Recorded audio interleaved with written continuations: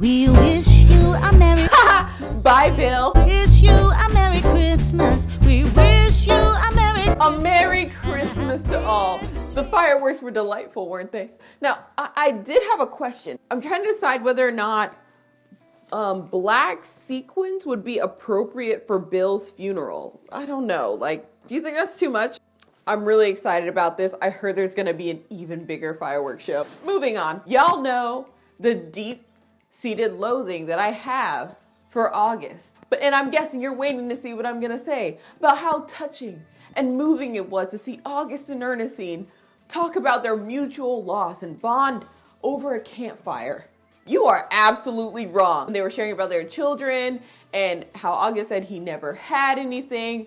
Okay, I felt a little tingle in the area where my heart is supposed to be. Ernestine said about Sam and James, she didn't know who she failed the most. And August shared that he might as well have been holding the knife that killed his son. Now, do you remember who was holding the knife that killed his son? Or did you forget? Do you really think that August has forgotten and forgiven that? Because all we've known August to be, as long as we've known him, is a forgiving and loving soul. I'm sure he's just gonna throw that away. Remember, Rosalee threw her dress in the fire, causing everyone hallucinations, including herself. And when she thought she was stabbing Tom Macon, she actually stabbed August's son, Ben. Now, if you guys really want to believe in your heart of hearts that August somehow forgave this transgression and is going down south so that Ernestine can free her children and sail off into the distance, go ahead and do that. I do not trust that for a second. Tell me below, do you guys really, honestly, truly trust August? August, I am watching you, and you better stay away from the Black Rose. So help me. You have 4 full minutes of my good favor. You done fixed Ernestine's arm, and you killed the catcher who was attacking her.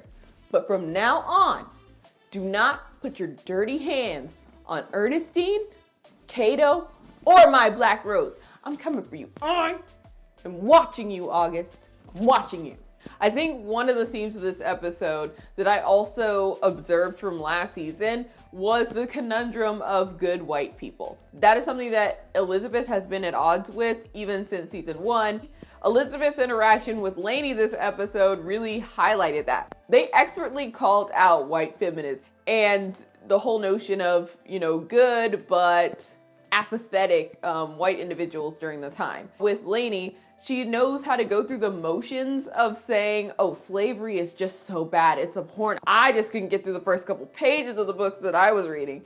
It's so bad. But okay, so could you give us $1 to the cause?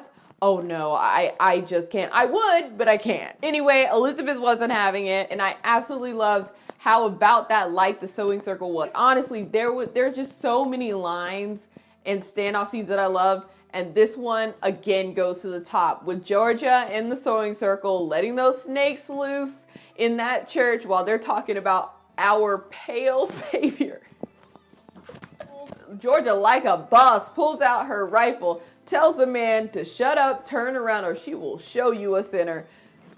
Guys, that gave me absolute life. I loved it. And I love what Harriet said. There's nothing wrong with a little sin to help the greater good. It's a really dangerous line to walk, but I'll walk it with Harriet Tubman. Something that I've always loved about Underground is their ability to highlight the brutality of slavery, not only in the physical violence, but the emotional warfare that is waged against the slaves. There was something so sinister about, seeing the result of Suzanne's manipulation with James. He's getting served by the slaves in the home, and, he's just walking around like he's her child. There was just something so incredibly sinister about her sitting right next to the Christmas tree, singing jovially at the piano, these Christmas carols, and then using Hattie as a punching bag to keep Rosalee in line. I love this Noah, and I love this Rosalee. I love the Black Rose.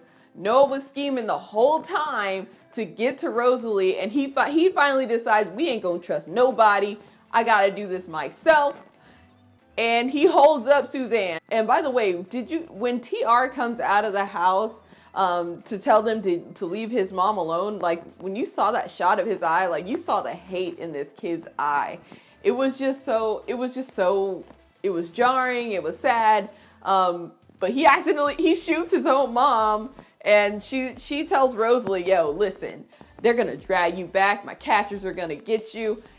Rosalee says, there ain't gonna be nothing to come back to, and throws that lamp into that fire, and the whole Macon Plantation explodes.